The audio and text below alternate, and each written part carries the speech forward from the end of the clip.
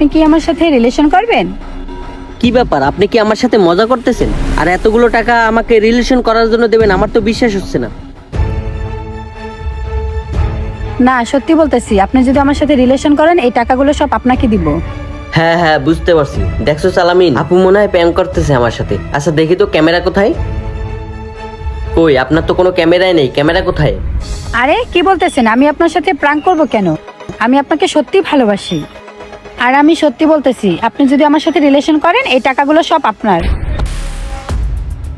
আপনি কি সত্যি বলতেছেন আপনার সাথে রিলেশন করলে সবগুলো টাকা আমাকে দিবেন? হ্যাঁ হ্যাঁ, এই সব টাকা আপনার। আমার সাথে রিলেশন করলে আমি তোমাকে আরো অনেক টাকা দিব। আপনি সত্যি বলতেছেন? হ্যাঁ সত্যি বলতেছি। আর তুমি আমার সাথে রিলেশন করার পর আমি তোমাকে একটা R15 কিনে দিব। এতগুলো টাকা যেহেতু পাইছি, এই সুযোগ কোনো মতেই হাতছাড়া করা যাবে না।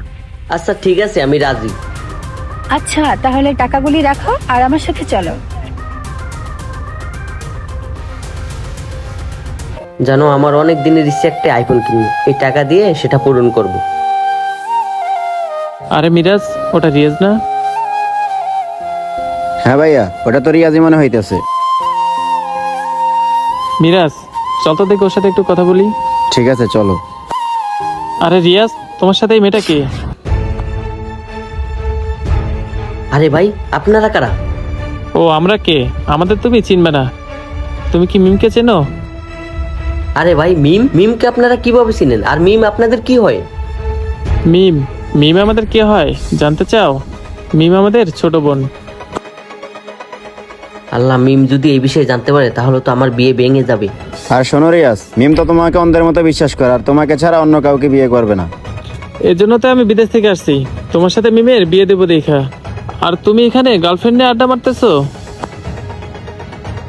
আরে ভাই কি বলতেছেন? ও তো আমার গার্লফ্রেন্ড না। এই গার্লফ্রেন্ডটা মানে? আমি তো তোমাকে একটু আগে টাকা দিয়ে প্রপোজ করলাম। ভাইয়া শোনেন, আমি ওকে একটু আগে এই টাকা দিয়ে প্রপোজ করছি।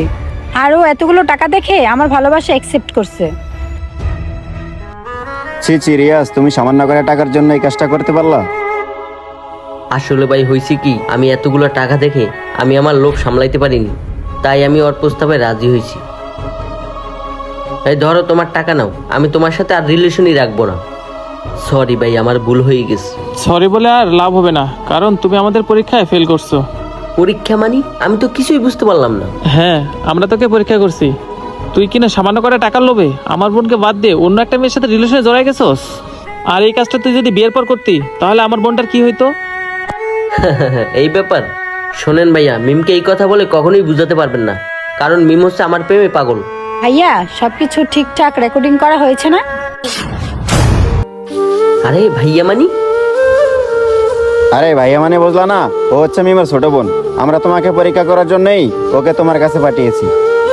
আর তুমি বললে না মিম আমাদের কথা বিশ্বাস করবে না, সেটা আমরাও জানি। এই জন্যই তো এই যে দেখো, এই ফোনে সব রেকর্ড করে ফেলছি। আর এই রেকর্ডটা যখন মিমকে দেখাবো তখন তোমার প্রতি মিমের সব ভালোবাসা এখানেই শেষ হয়ে যাবে। হায় হায়, একটু লোভের কারণে আমার সব শেষ হয়ে গেল। আর শোনো, তোমাকে একটা কথা বলি, এরপর থেকে তুমি আমার বোনের সাথে কোনো যোগাযোগ করার চেষ্টা করবে না। থাকো তুমি।